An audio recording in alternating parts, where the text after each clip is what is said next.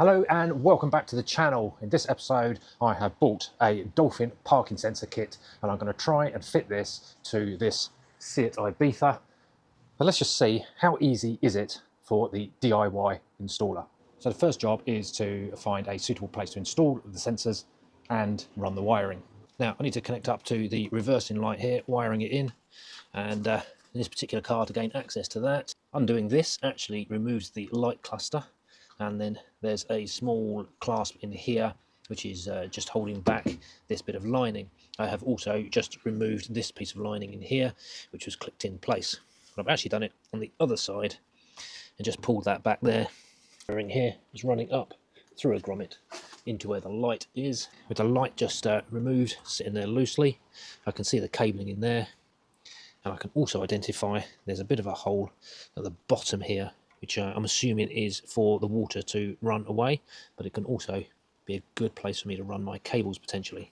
So in terms of the sensors, I'm thinking along this line here somewhere, and by actually getting up and underneath, I can better run my hand in, and I've noticed that there is no metal bars or anything sitting behind here.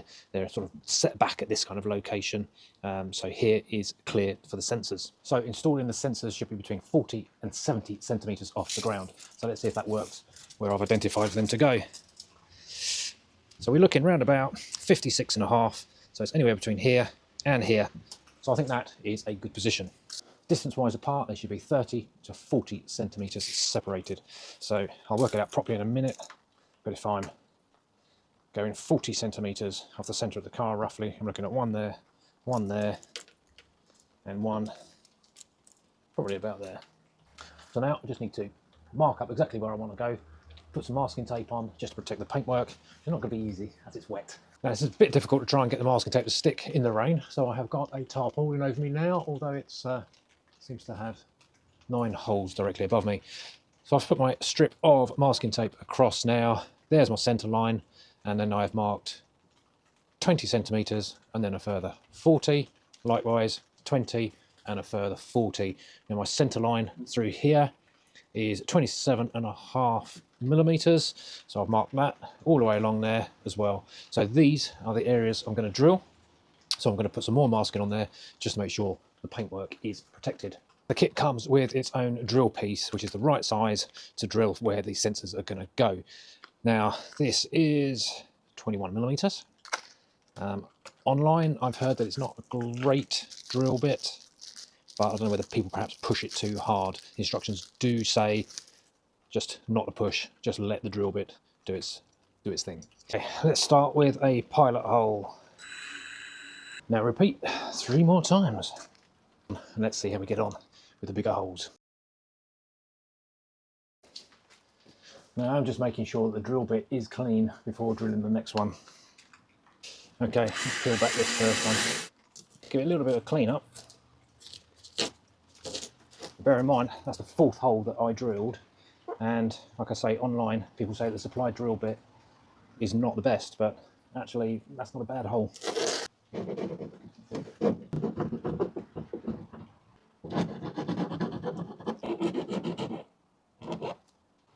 Now the sensors you get are colour coded. There are various different colours you can get.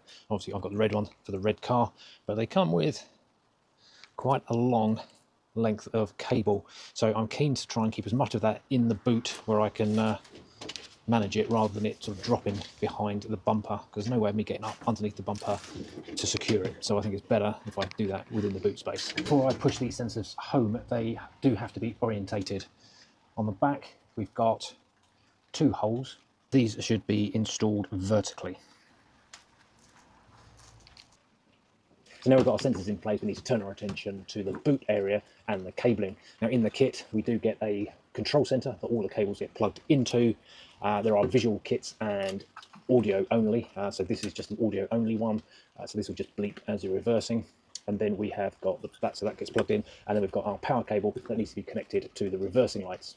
Right, so I've just got a temporary setup here just to test it all out. So I've got the box, the sensors are all plugged in the back, got the little alarm plugged in, and this is just temporarily wired into the power for the rear lights. So let's give it a go. Okay, so we've got the bleep, bleep, bleep of the alarm saying it's working. And as I get closer to it, so the sensor's in place, and then the cabling sort of runs behind here. I managed to get my hand up and the cable tie it so it's not flapping around all over the place. Then in the back behind the trim, there was a grommet down here that was bringing in or taking out the cabling for the number plate lamp. So I've used that to bring the cables into the car. Now there's sort of quite a useful area here that wasn't being used. So I've used that to mount the control panel. Now it comes with a self-adhesive sort of double-sided pad. So I've used that to secure that in place, which has been really good. I've managed to run the cabling for the rest of the live and also the sounder up the back here. Any excess has all been cable tied off. I'd rather it's inside the car than out.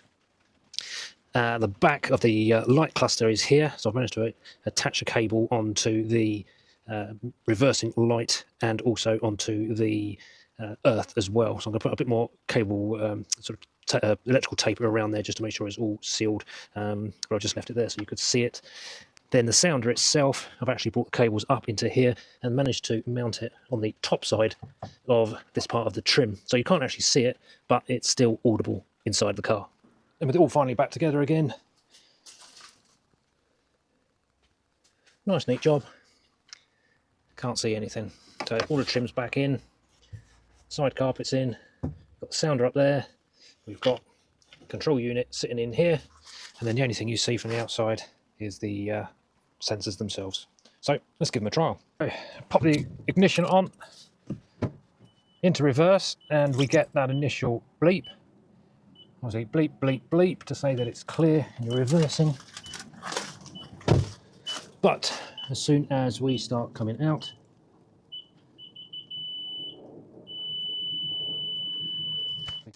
right, well there you go, we are all done. Now that has taken me a few hours today. I think the longest part was actually figuring out where to locate the control panel and the sounder and where to run all the cables, the best position, best routing of all the cables, and how to hide it all as well.